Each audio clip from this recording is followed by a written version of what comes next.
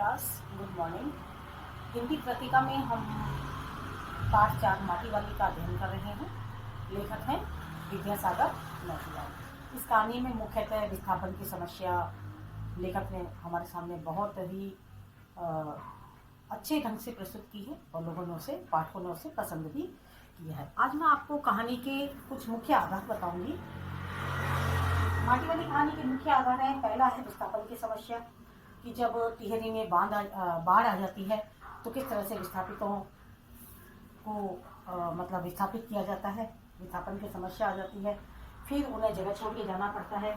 Second number पे है हमारे सामने पुनर्वास की समस्या, अपनी जगह को छोड़ के जाना।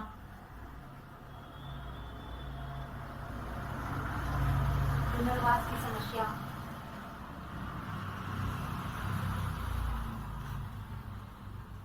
थर्ड है आर्थिक तंगी।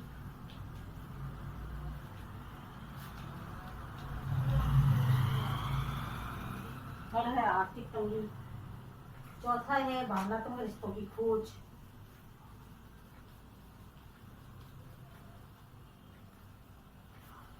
भावनात्मक रिश्तों की खोज। फिर है प्रशासनिक अव्यवस्था।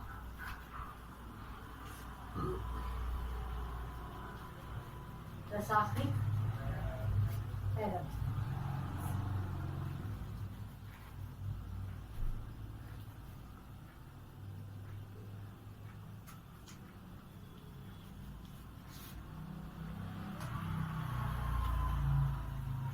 इस कहानी के मुख्य आधार हमारे सामने आते हैं विस्थापन की समस्या। तो जब टिहरी में बाढ़ आ गई तो किस तरह से उनके सामने अचानक से विस्थापित होने का संकट खड़ा हो गया, और अचानक से विस्थापन की समस्या एक बहुत बड़ी समस्या थी उन लोगों के लिए।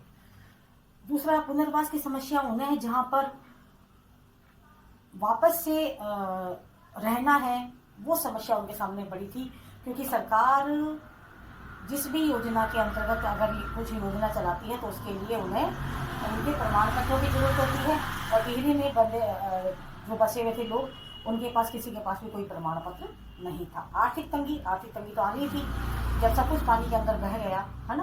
और बहुत लोगों ने पहले विरोध भी किया था कि ये यहाँ पर हमारे लिए बहुत अचानक से भूकंप आ गया या कुछ और दिक्कत आ गई तो हम लोग कहाँ जाएंगे, पूरा बांध अगर भर गया या टूट गया तो हम क्या करेंगे। लेकिन सरकार ने नहीं सुनी और वो बना दिया गया था। भावनात्मक रिश्तों की खोज, माटी वाली पूरे टिहरी के अंदर अपने भावनात्मक रिश्ते बनाती थी, और किस तरह से मतलब लोगों के घरों में जब वो जाती थी तो लोगों से उसका भावनात्मक रिश्ता बना हुआ था। साथ में वो अपने पति से तो जुड़ी हुई थी ही, लोगों से जुड़ी हुई थी, और अंत में जब उसका घर भी बह जाता है, सब कुछ हो जाता है, तो वो शमशान के लिए भी बोलती है कि किसी गरीब का शमशान नहीं उजड़ना चाहिए। तो बहुत भावनात्मक रिश्ते इसमें बताए गए हैं। फिर है प्रशासनिक अव्यवस्था। प्रशासन ने कोई किसी तरह की जिम्मेदारी नहीं उठाई, लोगों की परेशानी थी, लोगों ने अपने आप उसे अपने हल मतलब सब कुछ उनका चला गया, घर बह गए, पानी बह गया, लेकिन उनके पास उनके लिए कुछ भी नहीं था।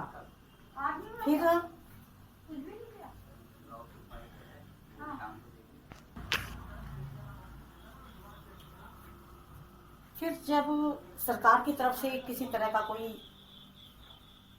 उचित कदम नहीं उठाए गए तो लोगों ने अपने बलबूते पर ही पुनर्वास की व्यवस्था, कहीं और जाने की व्यवस्था, ये सारी व्यवस्था उन्होंने की, है ना। और क्योंकि जो लोग जैसे माटी वाली जुड़ी हुई थी तो माटी वाली थोड़ा सा मानसिक रूप से भी विक्षिप्त हो गई थी, और वहीं अपनी झोपड़ी के बाहर बैठे कहती थी किसी गरीब आदमी का शमशान नहीं उजड़ना चाहिए। और मजदूरी वहाँ पर नहीं के बराबर हो गई थी, लेकिन फिर भी वो लोग कहीं नहीं जा सकते थे, है ना। अब हम लोग इसके कुछ, एक तो टिहरी बांध पर एक अगर मैं आपको बताऊं कि छोटा सा अगर शॉर्ट नोट लिखना हो टिहरी बांध पर तो आप कैसे लिखेंगे। टिहरी बांध उत्तरांचल राज्य में भागीरथी नदी पर बनाया गया है। पर्यावरण बचाने वाले लोगों ने इसका विरोध किया, बहुत लोगों ने विरोध किया था टिहरी के अंदर। उनका कहना था कि हिमालय की चट्टानें जो हैं वो कमजोर हैं, यदि कभी भूकंप आ गया या अन्य किसी कारण से बांध अगर टूट जाता है तो समूचे उत्तर प्रदेश को खतरा हो जाएगा। लेकिन सरकार ने एक नहीं सुनी, सरकार ने टिहरी बांध बना दिया। पूरे टिहरी नगर और सैकड़ों गांवों को डूबने का खतरा था, लेकिन सरकार ने कोई तर्क नहीं माना और काम चलता चला गया। अंततः टिहरी नगर झील में समा गया। जो लोग विस्थापित हुए उनमें से कुछ को ही बसाया गया और उनके मन में भी अपनी जड़ों से उखड़ने का दुख तो था ही। अब टिहरी बांध का कार्य पूरा हो चुका है, बांध भर गया है और विद्युत उत्पादन का कार्य भी आरंभ हो चुका है। इसके बावजूद भी लोगों के अंदर अपने आप को वहाँ से हटाने का दुख कभी नहीं हटा और कभी हटेगा भी नहीं, क्योंकि जो लोग वहाँ से किसी जगह से जुड़ जाते हैं तो उन्हें वो चीज़ भावनात्मक रिश्तों से वो जुड़ जाते हैं। इसी तरह से अगर हम विस्थापन की समस्या पर अगर एक हम शॉर्ट नोट लिखें तो कैसे लिखेंगे? देश की प्रगति के लिए बिजली, पानी, नहरें सभी जरूरी होती हैं, इसलिए बड़ी बड़ी नदियों में बड़े बड़े बांध बांधे जाते हैं, इनसे बिजली बनती है और दूर दूर तक सिंचाई होती है। देश की सुविधा के लालच में हम उन लोगों के बारे में बिल्कुल भूल जाते हैं जिन्हें बांधों के कारण अपने घरों से बेघर होना पड़ता है। अगर यही समस्या जिस व्यक्ति के साथ में जब होती है ना, तब उसे उस चीज़ का एहसास होता है, नहीं तो एक सामान्य सी समस्या समझ के लोग उसे अनदेखा, मतलब बंद आंखों से देखना, जिसे कहते हैं बंद आंखों से देखना, है ना। टिहरी और जो नर्मदा बांध है इसके उदाहरण है। टिहरी में भी ये समस्या आई थी, लोगों के विस्थापन की समस्या, और नर्मदा बांध बना था तब भी यही समस्या उनके लिए आई थी। टिहरी के नदी में डूबने से कुछ लोगों को अपना घर, फिर भी बहुत सारे लोगों ने अपना घर नहीं छोड़ा, बहुत से लोगों ने छोड़ दिया और बहुत सारे लोगों ने नहीं छोड़ा था, और वहाँ लाखों लोग विस्थापित हुए थे। जो विस्थापित हुए थे उन्हें सुविधा नहीं दी गई थी। ऐसे ही नर्मदा आंदोलन तो सबसे पुराना है, नर्मदा आंदोलन सबसे पुराना है, वहाँ लाखों लोग विस्थापित हुए। सुप्रीम कोर्ट के आदेश के बाद भी उनको दोबारा से नहीं बसाया जा सका। मेगा पाटकर बरसों से उनके लिए आंदोलन कर रही हैं। अब आमिर खान ने भी उनका कहीं समर्थन किया, लेकिन जो हक उन्हें मिलना चाहिए था वो आज तक नहीं मिल पाया है। टिहरी बांध उत्तरांचल में भागीरथी नदी पर बना। टिहरी उत्तरांचल में भागीरथी और उसकी सहायक जो बिलंगाना नदियां है ना, उसके बीच में छोटा सा पहाड़ी शहर बसा हुआ है। टिहरी बांध उसका नाम रख दिया, टिहरी जगह है जो भागीरथी और उसकी सहायक जो बिलंगाना नदियां हैं उनके बीच में बसा हुआ छोटा सा पहाड़ी शहर है टिहरी। जो भागीरथी नदी में टिहरी बांध बनाए जाने से डूब गया था, वहीं के ऊपर उनका नाम टिहरी नगर रखा गया है। एक जगह बहुत माटी वाली बोलती है कि गरीब आदमी का शमशान नहीं उतरना चाहिए। इस कथन से क्या कहना चाहता है लेखक कि गरीब आदमी का शमशान नहीं उतरना चाहिए? बहुत गहरा दुख भरा व्यंग है, ये व्यंग भी है और दुख भरा भी है। इस कथन में बहुत गहरा व्यंग है। विस्थापन या घर उजड़ने की जो पीड़ा होती है वो किसी भी व्यक्ति के लिए प्राण न रहने के समान होती है। किसी व्यक्ति के प्राण चले जाए तो वो बिल्कुल एकदम से समझ लो कि खत्म हो जाता है, लेकिन यहाँ तो सब कुछ होते हुए भी उसमें जैसे प्राण नहीं है। किसी व्यक्ति के प्राण चले जाना उसी तरह ये समस्या होती है। तब उसके लिए घर व शमशान में कोई अंतर नहीं रह जाता है।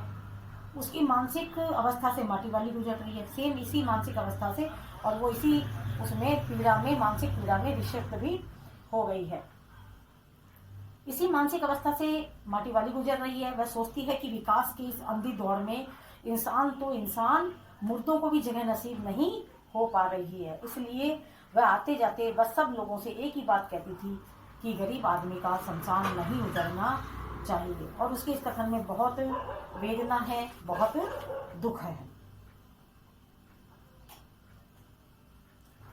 माटी वाली कहानी के जो लेखक हैं उन्होंने अपनी लेखक जो क्या नाम है, विद्यासागर बाबू, उन्होंने इस कहानी के अंदर अधिकतर वो शब्द, आंचलिक शब्दों का प्रयोग किया इस कहानी के अंदर जिनका प्रयोग उस उत्तरांचल साइड में ज़्यादा होता है, जैसे तप्पड़, कंटर, माटा खान, चौका, छुलबुल, दिल्ला, भांडे, सदा, जिंदगी, ये सारे शब्द उस साइड में बहुत काम में आते हैं।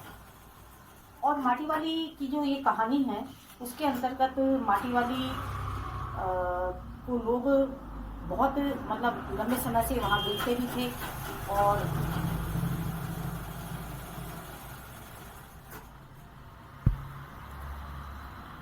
माटी वाली से उनका भावनात्मक लगाव भी हो चुका था।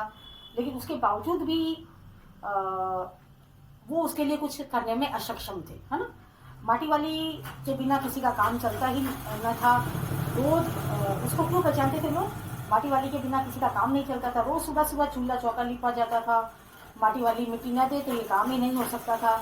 इसके अलावा गोबर पुताई इन सब कामों के लिए भी वो मिट्टी हर तरह से उपलब्ध कराती थी। कभी अगर मिट्टी कम हो तो वो दूर से जाकर के मिट्टी में दिया करती थी। सारे शहर में दूसरी माटी वाली नहीं थी, इसलिए लोग उसे अच्छी तरह से पहचानते थे। पूरे टिहरी में एक ही माटी वाली थी और उसका लोगों से भावनात्मक रिश्ता बन चुका था।